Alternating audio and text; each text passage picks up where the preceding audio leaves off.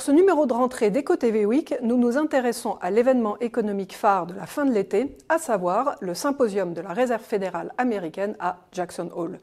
Nous nous intéressons plus exactement au discours d'ouverture de Jérôme Powell qui était au centre de l'attention et qui s'est focalisé sur le court terme et l'inflation.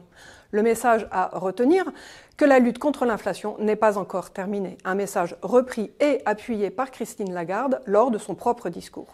Jérôme Powell donne le ton dès le début de son intervention en disant, je cite, que c'est le travail de la Fed que de ramener l'inflation à sa cible de 2% et que nous le ferons.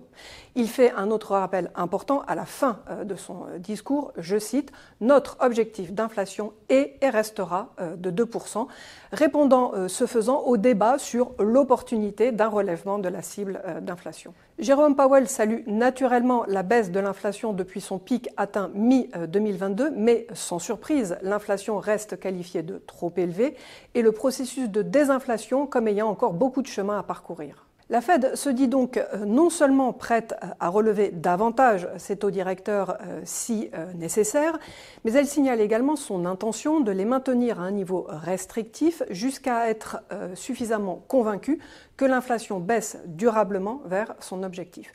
Le message est clair. L'incertitude est cependant importante quant à la vitesse et l'ampleur de la décélération à venir de l'inflation, de la croissance et du marché du travail au regard de leur résistance jusqu'ici. Jérôme Powell s'en fait l'écho en soulignant à quel point il est difficile de connaître en temps réel le niveau du taux d'intérêt neutre et donc le degré exact de restriction de la politique monétaire pour savoir si et quand celui-ci est suffisant pour restaurer la stabilité des prix. La difficulté de cette évaluation est accrue par l'incertitude traditionnelle à propos de la longueur des délais de transmission de la politique monétaire, incertitude à laquelle s'ajoute une nouvelle source d'incertitude venant des bouleversements de l'offre et de la demande uniques dans ce cycle. Ces bouleversements se traduisent notamment par l'absence de remontée du taux de chômage à ce jour. C'est un résultat bienvenu, mais qui est historiquement inhabituel.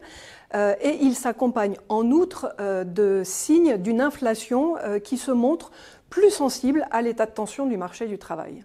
Ces nouvelles dynamiques vont-elles perdurer? Le débat est ouvert. En tout cas, il complique davantage la tâche des banques centrales dans ce qui relève désormais d'une gestion fine de leur politique monétaire. C'est pourquoi Jérôme Powell, tout en adoptant un biais hawkish, s'est montré très clair en précisant que la Fed procéderait avec prudence en fonction des données et des risques. Merci de votre attention et d'avoir regardé EcoTV Week. À la semaine prochaine pour une nouvelle édition.